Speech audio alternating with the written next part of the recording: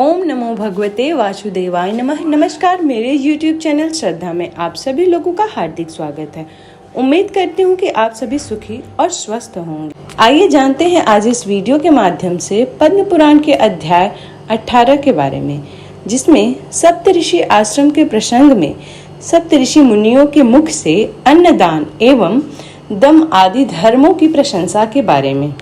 जिसका अपमान होता है वह साधु पुरुष तो सुख से सोता और सुख से जागता है तथा उसकी बुद्धि कल्याणमयी होती है, परंतु अपमान करने वाला मनुष्य स्वयं नष्ट हो जाता है।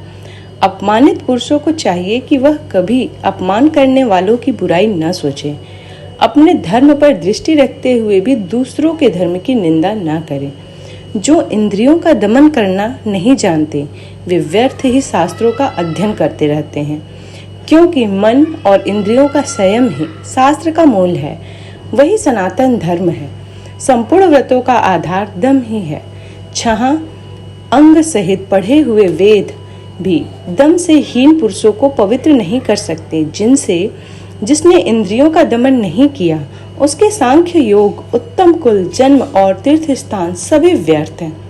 योग वेत्ता दिग्गजों को चाहिए कि वह अपमान को अमृत के समान समझकर उससे प्रसन्नता पूर्वक अनुभव करें और सम्मान को विष के तुल्य मानकर उससे घृणा को। अपमान से उसके तप की वृद्धि होती है और सम्मान से क्षय, पूजा और सत्कार पाने वाला ब्राह्मण दूही हुई गाय की तरह खाली हो जाता है। जैसे गौ घास और जल पीकर फिर पुष्ट हो जाती है, उसी प्रकार ब्राह्मण जप और होम के द्वारा पुनः ब्रह्म तेजस संपन्न जाता है। संसार में निंदा करने वाले के समान दूसरा कोई मित्र नहीं है, क्योंकि वह पाप लेकर अपना पुण्य दे जाता है। निंदा करने वालों की स्वयं निंदा न करें। अपने मन को रोको। जो उस समय अपने चित्त को वश में कर लेता है वह मानो अमृत के समान स्नान करता है। वृक्षों के नीचे रहना, साधारण वस्त्र पहनना, अकेले रहना, किसी की अपेक्षा न रखना और ब्रह्मचर्य का पालन करना, ये सब परम गति को प्राप्त करने वाले होते हैं।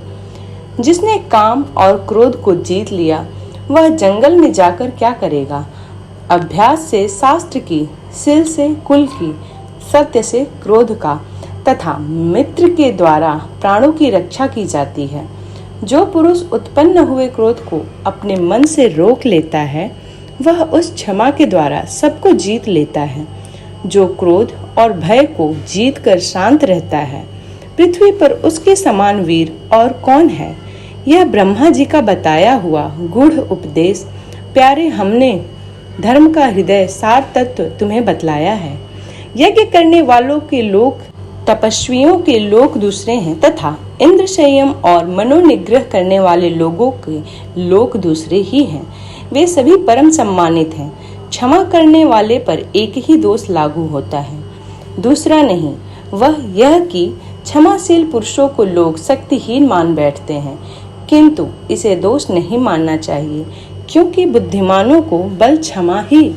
जो शांति अथवा क्षमा को नहीं जानता वह इष्ट और पूर्त दोनों के फलों से वंचित हो जाता है।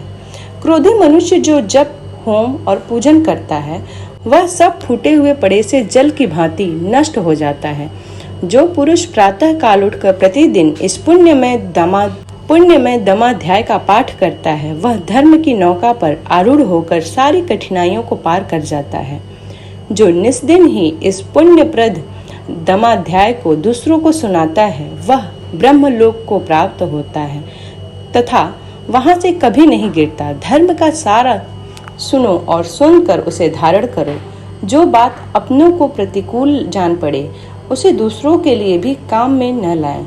जो पराई स्त्री को माता को समान, पराए धन को मिट्टी के ढेल समान और संपूर्ण भूतों को अपने आत्मा के समान जानता है वही ज्ञानी है। जिसकी रसोई बलिवैश्व देव के लिए और जीवन परोपकार के लिए है यही विद्वान है। जैसे धातुओं में सुवर्ण उत्तम है, वैसे ही परोपकार सबसे श्रेष्ठ धर्म है, वही सर्वस्व है।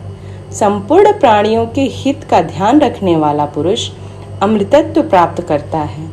पुलत्स्य जी कहते हैं, इस प्रकार ऋषियों ने सुनह सख के सामने धर्म के सारा तत्व का प्रतिपादन करके उसके साथ वहां से दूसरे वन में प्रवेश किए। वहां भी उन्होंने एक बहुत विस्तृत जलाशय दिखाई दिया जो पद्म और उत्पलोसों आच्छादित था। उस सरोवर में उतरकर उन्होंने मृडाल उखाड़े और उन्हीं के ढेर के किनारे पर रखकर जल से संपन्न होने वाली पुण्य क्रिया, संध्या, तर्पण आदि करने लगे। तत्पश्चात जब वे जल से बाहर निकले तो उन मृडालों ने देखकर परस्पर इस प्रकार कहने लगे। ऋषि बोले, हम सब लोग क्षुधा से कष्ट पा रहे हैं। ऐसी दशा में किस पापी और क्रूर ने मृडाल को चुरा लिया? जब इस तरह कुछ पता न लगा तब सबसे पहले कश्यप ने बोला, जिसने मृडाल की चोरी की हो उसे सर्वत्र सब कुछ चुराने वर थाती रखी हुई वस्तु पर जो ललचने का और झूठी गवाही देने का पाप लगे, वह दंभ पूर्वक धर्म का आचरण और राजा का सेवन करने, मद्य और मांस का सेवन करने, सदा झूठ बोलने, सूद से जीविका चलाने और रुपया लेकर लड़की बेचने का पाप भागी हो। वशिष्ठ जी ने कहा, जिसने उस मृडाल को चुराया हो उसे ऋतु काल के बिना ही मैथुन करने, दिन में सोने, एक दूसरे के यहाँ जाकर अतिथि बनने, ब्राह्मण होकर शूद्र जाति के स्वी संबंध रखने पर पाप लगे और ऐसे लोगों को जिन लोकों में जाना पड़ता है वहीं पर भी जाएं। भरद्वाज जी बोले, जिसने मृडाल चुराया हो वह सबके प्रति क्रूर, धन के अभिमानी, सबसे डाह रखने वाला, चुगलखोर और रस प्राप्त करने वाला हो। गौतम ने कहा, जिसने मृडाल की चोरी की हो वह सदा शूद्र का अन्न खाने वाला, पर स्त्रीगामी और घर में दूसरों को न देकर अकेले मिष्टान भोजन करने वाले के समान पाप का भागी। विश्वामित्र जी बोले, जो मृडाल चुरा ले गया हो वह सदा काम परायण, दिन में मैथुन करने वाला, नित्य पात की पराई निंदा करने वाला और पर स्त्रीगामी की गति प्राप्त करे।